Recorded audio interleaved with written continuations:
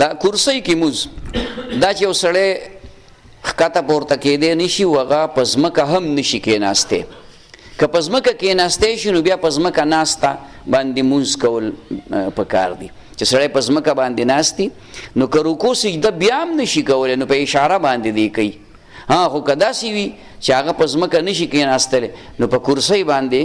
به ناست وي خو رکوع او سجده هغه به په اشاره باندې کوي نو کولی شي دا جایز دي او دا په ګس لاس باندې ذکر په ژبه خلک کوي دا